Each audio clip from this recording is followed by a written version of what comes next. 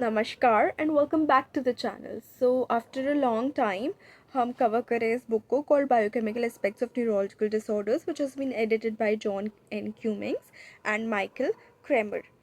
तो publish by Blackwell scientific publications Oxford. तो ये बुक बेसिकली कंसिडर करती है lectures given in 1957 and 58 at the Institute of Neurology, National Hospital, Queen Square. तो हम जो कवर कर रहे थे, इस बुक का चैप्टर कवर कर रहे थे biochemical aspects of pituitary and adrenal disorders, जिसकी 6 वीडियोस ऑलरेडी बन चुकी है। 7th video and hopefully 3-4 videos इसी चैप्टर में और बनेंगी। So yes, let's begin. हमने जो पिछली वीडियो तक किया था वो 17 कीटो स्टेरॉइड जो यूरिन में होता है, हाइड्रोकॉर्टिसोन और यूरिनरी मेटाबोलाइट्स के बारे में पढ़ा था, कॉर्टिसोन ट्रीटमेंट के बारे में पढ़ा था।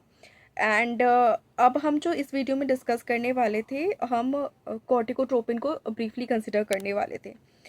तो ये हार्मोन जो है उस वक्त इसके बारे में बहुत कम पता था।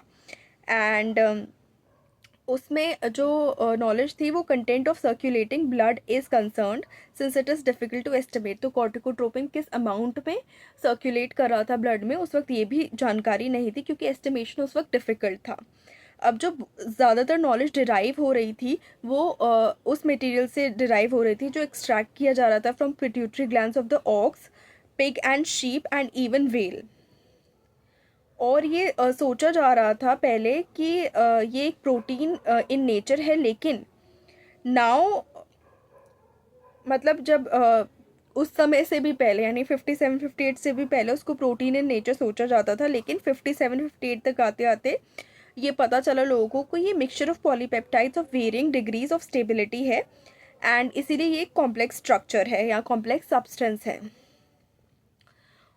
इस हार्मोन के इम्पोर्टेंट डायरेक्ट इफ़ेक्ट्स होते हैं एड्रिनल ग्लैंड पे, ये उस वक्त जाना जा चुका था। वन इफ़ेक्ट ये होता है कि after injection of corticotropin into an animal is to cause depletion of the lipid staining material in the adrenal cortex, particularly in the fasciculata zone.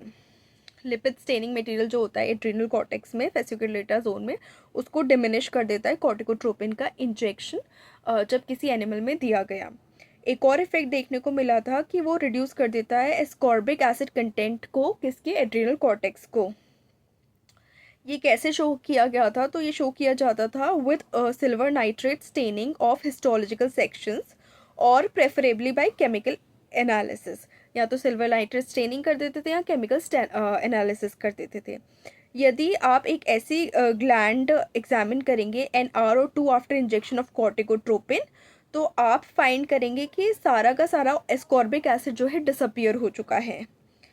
अब उस वक्त प्रिसाइजली ये नहीं पता था कि ये डिप्लीशन ऑफ एस्कॉर्बिक एसिड जो है इस का लेना देना है विद स्टेरॉइड सिंथेसिस और सीक्रेशन, लेकिन जो फिनोमिनन था वो एक इम्पॉर्टेंट एप्लीकेशन में काम आता था in the biological assay of corticotropin.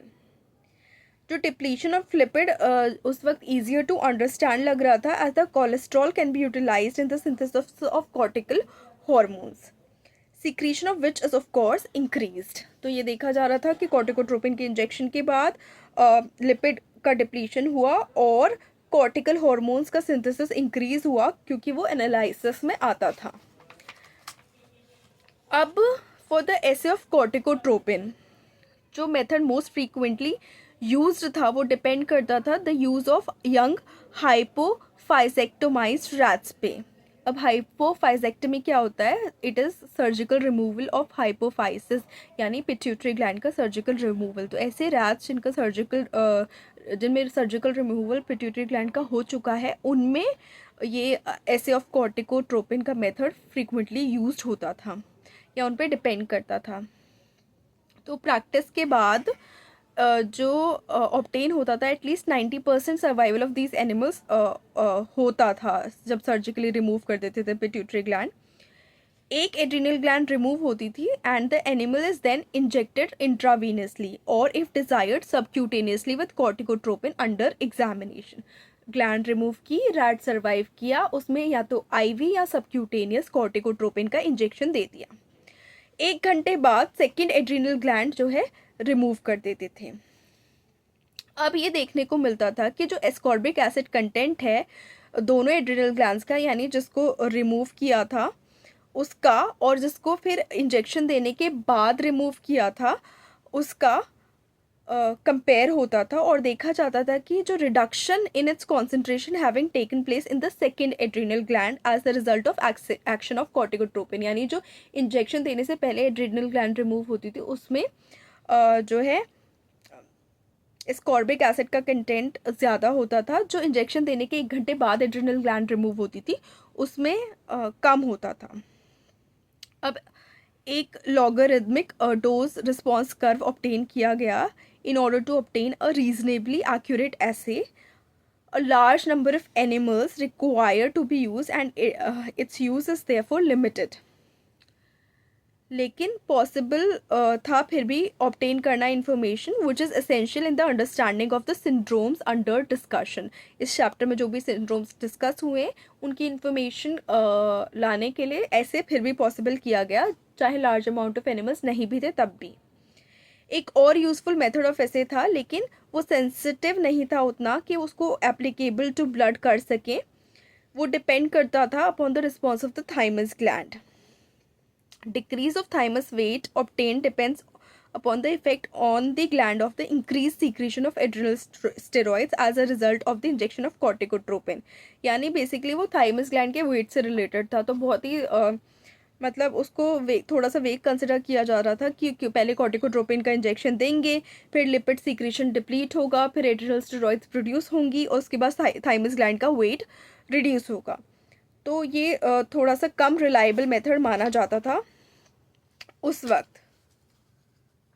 अब ये वीडियो सिंस थोड़ी सी हो गई है आज के लिए, नेक्स्ट वीडियो में हम कवर करेंगे कि ब्लड एसेस ऑफ कॉर्टिकोट्रोपिन में कैसे टेंटेटिव थे या आगे इस चीज़ में क्या रिसर्च हुई, क्या डिस्कवरी हुई। सो हम वो कंटिन्यू करेंगे और होपफुली ये वीडियो बहुत जल्दी आएगी।